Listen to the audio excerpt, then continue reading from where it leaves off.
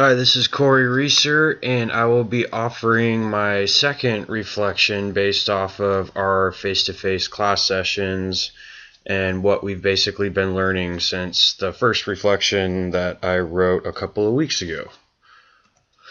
So the first thing I wanted to highlight was basically the theme facilitation that Professor Andrews conducted a few weeks back on developing clear learning objectives. I put up the sheet that she provided us, the Bloom's Taxonomy's action words.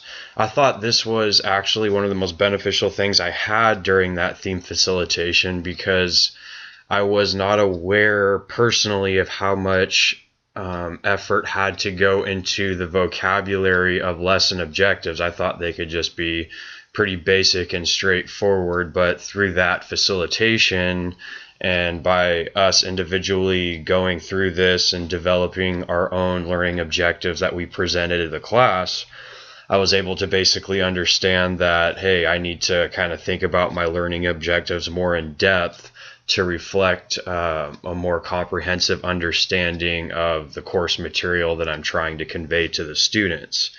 So basically, I use this taxonomy chart every time I do create a lesson objective, and it basically just helps me go through the motions, and I can pull certain vocabulary words in order to emphasize a certain point. So this is one of the first aspects of our face-to-face interactions that I thought was extremely beneficial. So the second is our basically the increasing focus on student-centered teaching. What I found is that basically everything that we're doing in our face-to-face sessions have to do with some sort of student-centered teaching model. It's important to understand that teaching or teacher-centered models do have their place in the classroom, but these teacher-centered models have been introduced and incorporated for quite a period of time, and they're not producing the necessary outcomes that we would like to see for our place in the world when it comes to educational standards. I liked this little chart on the bottom. It identified that teacher-centered instruction basically transfers knowledge, covers content, and provides knowledge to the students. So it's basically the teacher is, in a sense, packaging all of the information into a bundle in order to provide it to the students, but that only goes so far because it doesn't provide any meaning or interactive elements that pertain to the student's own life experiences. Student-centered teaching approaches, on the other hand, help develop the student's comprehension and understanding of the concept material. It helps them question the material, and it actually enhances their problem-solving abilities when you're talking about analytical and logical reasoning skills, and it develops their ability to search for knowledge and think for themselves. So the big difference is that student-centered models are more interactive and more engaging. So they're more, one thing we did in a module work for Module 3 that I recently did was civic action projects for social studies.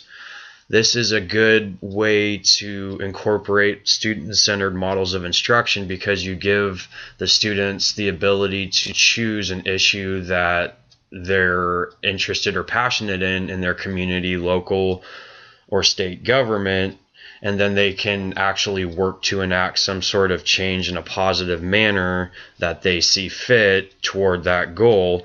But this all has to relate to the content standards that you're trying to achieve. So in my American government classes, for example, developing civic action project and student-centered teaching models is pretty easy because you can actually get the students to demonstrate their comprehension of the lesson material in a more fundamental way because you're also requiring them to share their views on how they got to the conclusion they reached. So it's a more universal, I guess, application of assessment, and it's also a more universal instructional model because it also does require some student or some teacher-centered approaches, but the overall emphasis is on student development, not the teacher standing up in front of the classroom and providing instruction 1, 2, 3, and 4.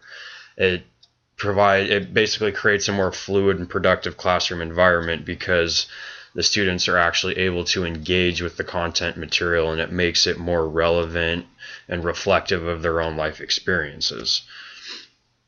So, and basically for our theme facilitations, I was actually providing the theme facilitation on the Common Core state standards 2 weeks ago, and I thought that was extremely beneficial to myself because it kind of caused myself to reflect on the need and the necessity for a national standardized system. The assessment portion is still controversial and still does need to be enhanced. However, there is a need for some type of national standard when it comes to education. So there are certain things students need to learn. So as I provided in the facilitation with the Bill Nye video, kids have to learn. We have to learn the alphabet. It serves a purpose. There are certain things in education that kids need to know because they serve a fundamental purpose. Those need to be national standards.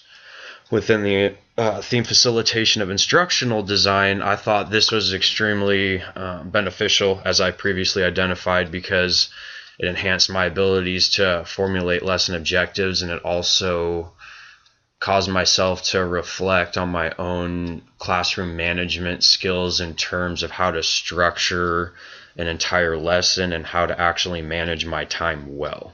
So these were all beneficial things that I received from the theme facilitations that were conducted during the classroom facilitations in our face-to-face sessions. And this is my fieldwork my reflection for that is due March 20th. And this is Corey Reeser. Thank you for watching.